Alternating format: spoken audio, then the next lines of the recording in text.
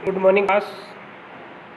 Now in this video we study about ejectment बेदखली Rajasthan tenancy act 1955 के chapter 11 में बेदखली ejectment के बारे में बताया गया है।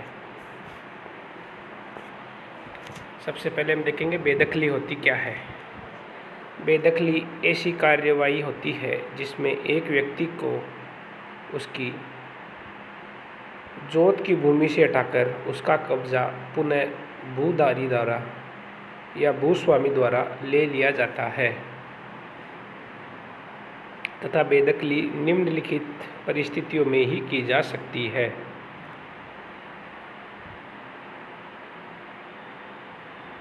सबसे पहले है बेदखली अधिनियम के अनुसार ही होनी चाहिए। कोई भी अभिधारी अपने भूमि क्षेत्र से इस अधिनियम के उपबंधों का अनुसरण करने वाली प्रक्रिया के अलावा किसी भी अन्य प्रकार से बेदखल नहीं किया जा सकता है।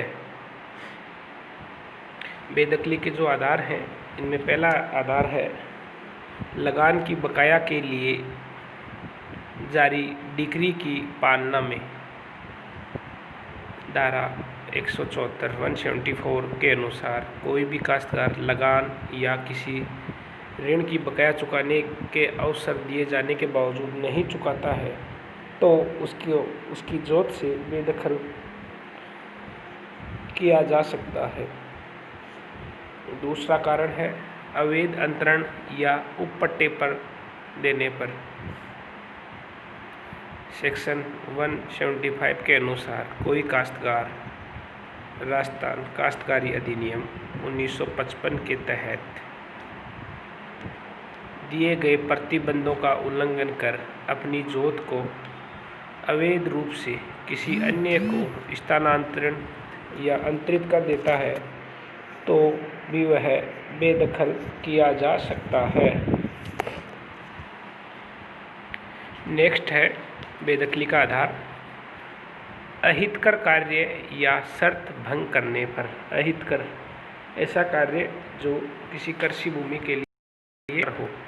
धारा 177 के अनुसार कोई काश्तकार अपनी जोत की भूमि के लिए नुकसान पहुंचाने वाला कार्य करता है या जिस प्रयोजन के लिए उसे भूमि दी गई है उससे असंगत कार्य करता है या कोई शर्त भंग करता है तो उन परिस्थितियों में वह काश्तकार अपनी जोत से बेदखल किया जा सकता है।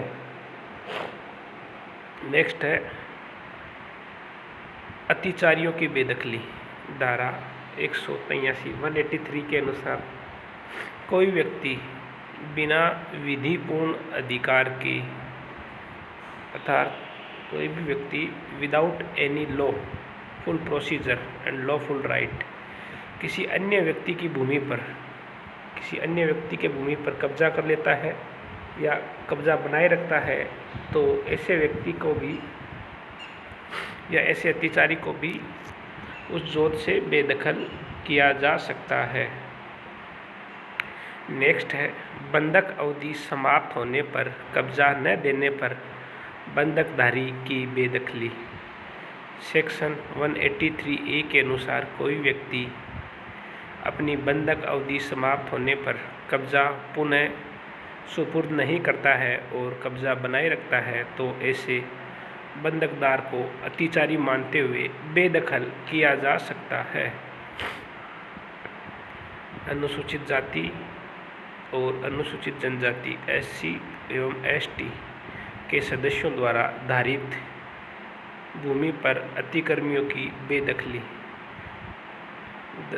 सेक्शन 183B धारा 183 के अनुसार कोई ऐसा अतिचारी जिसने बिना विधिक प्राधिकार के अनुसूचित जाति SC एवं अनुसूचित जनजाति ST के सदस्यों द्वारा धारित भूमि पर कब्जा कर लिया है या बनाए रखा है तो वह उस भूमि से बेदखल किया जा सकता है।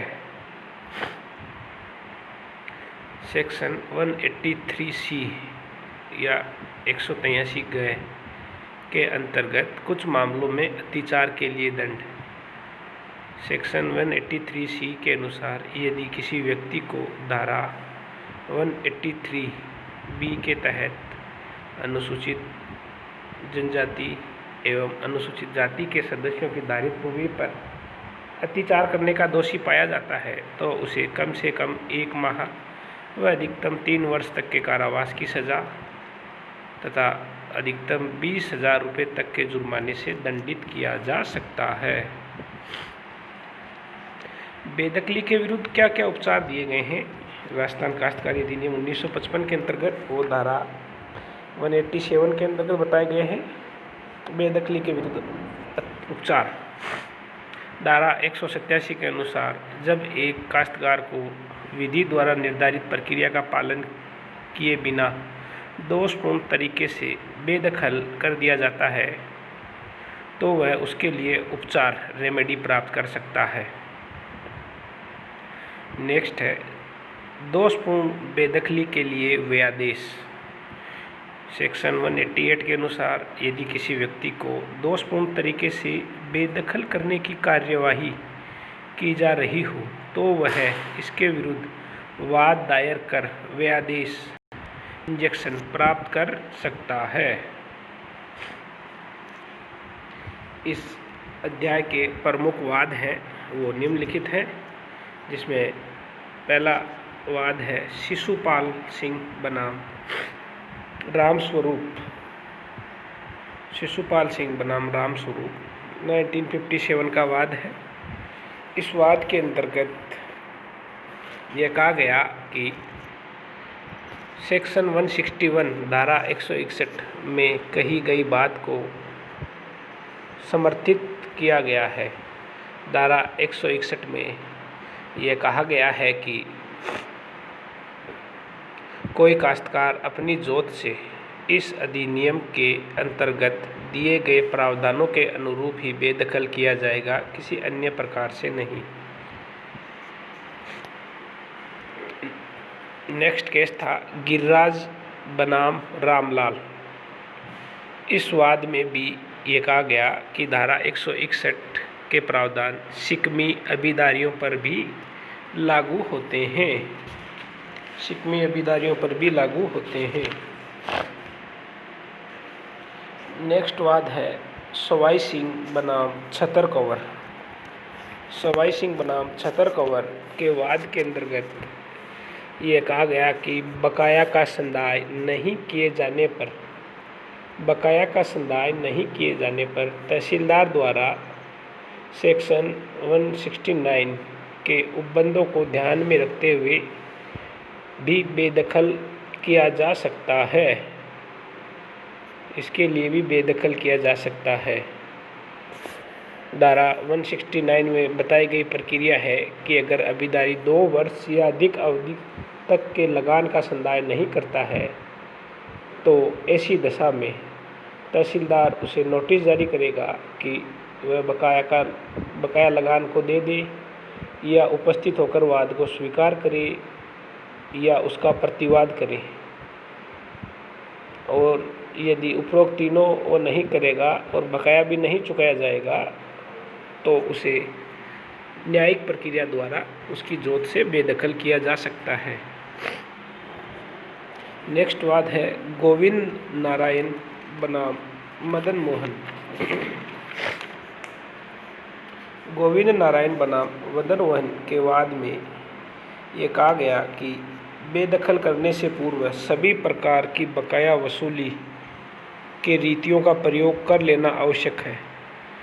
बेदखली तो अंतिम हथियार के रूप में प्रयोग की जानी चाहिए। नेक्स्ट वाद है माताय सिंह बनाम भगवत सिंह 1961 का वाद है। इस वाद में ये कहा गया कि बेदखली का आदेश तब तक नहीं दिया जाएगा जब तक कि डिक्री की तारीख से 2 वर्ष के भीतर अन्य रीतियों से डिक्री की संपूर्ण त्रुटि निष्फल नहीं हो गई है। नेक्स्ट वाद है धनराज सिंह और अन्य बनाम राजस्थान सरकार। इस वाद के अंतर्गत यह अभिनिर्धारित किया गया कि अनुसूचित जाति और अनुसूचित जनजाति के व्यक्ति द्वारा यदि कोई भूमि अवैध रूप से किसी स्वर्ण जाति के व्यक्ति को हस्तांतरित कर दी जाती है तो ऐसी भूमि राज्य सरकार में विहित हो जाएगी और ऐसी भूमि पर अवैध रूप से काबिज पक्षकार को बेदखल कर दिया जाएगा। नेक्स्ट केस है कल्याण बनाम भेरू, 1987 का वाद है। इस वाद में स्पष्ट किया गया कि जहां अंतरणों की श्रृंखला हो अर्थात अवैध अंतरणों की श्रृंखला हो वहां बेदखली के वाद में सभी अंतरियों को पक्षकार बनाया जाना आवश्यक होगा। Thank you class. आज आप सभी को टीचर्स डे की बहुत बहुत बधाई हो। और नेक्स्ट वीडियो में हम नेक्स्ट वीक में पढ़ेंगे, जिसके अंतर्गत हम नेक्स्ट चैप्टर का अध्ययन करेंगे। नेक्स्ट चैप्टर बताया गया है भूमि का अनुदान। भूमि का अनुदान कैसे होगा ये हम नेक्स्ट चैप्टर में पढ़ेंगे। Thank you class.